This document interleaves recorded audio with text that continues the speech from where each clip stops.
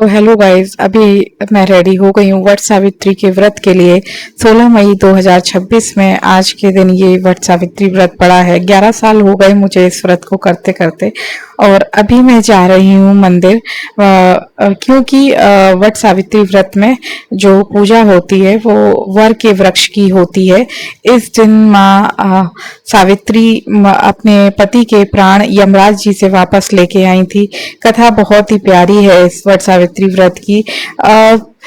अभी मैं मंदिर प्रांगण के अंदर पहुंच गई हूँ और ये है हमारा वर का वृक्ष। इसमें पीपल और वर दोनों ही सम्मिलित है। और अभी बस मैं ये सारा सामान सामग्री आप लोग देख रहे हैं, एक एक करके वो बाहर निकाल रही हूँ और जमा रही हूँ और पूजा की पूरी तैयारी कर रही हूँ। लेकिन यहाँ इस साइड में पीपल का वृक्ष आ रहा था तो मुझे वर का वृक्ष के लिए उस साइड बैठना था।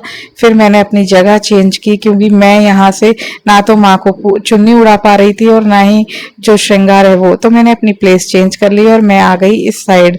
यहाँ या पतली सी जो नीचे जड़ देख रहे हैं वो है वर का वृक्ष। तो पीपल के साथ वर लगाया हुआ है हमारे मंदिर में। और ये मैंने वट सावित्री मैया को नारियल अर्पित किया, फल, चने जो पानी में भीगे हुए होते हैं वो, और घर में जो भी आपने सात्विक भोजन बनाया हो उसका भोग। बहुत सिंपल सा व्रत है ये। सुबह नहा के मन ही मन में अपने पति की लंबी आयु के लिए और सुख समृद्धि के लिए ये व्रत किया जाता है। और बस यही बोलते रहना है माँ से कि हे माँ, मेरे पति की लंबी आयु प्रदान करें और मेरे घर में सुख समृद्धि बनाए रखें। कोई भी मेरे द्वार से खाली हाथ ना जाए। घर, व्यापार, मान सम्मान, यश, वैभव, कीर्ति सब प्राप्त हो। ये व्रत बस उसी एक के लिए रखा जाता है। खास तौर पे ये व्रत पति की जो लंबी आयु है उसके लिए रखा जाता है। और इस व्रत से मेरी कुछ यादें भी जुड़ी हुई हैं, जो जब भी आप लोग मतलब मुझे जब भी ऐसा लगेगा कि आप लोगों के साथ ये चीज शेयर करनी चाहिए, उस समय मैं जरूर करूंगी।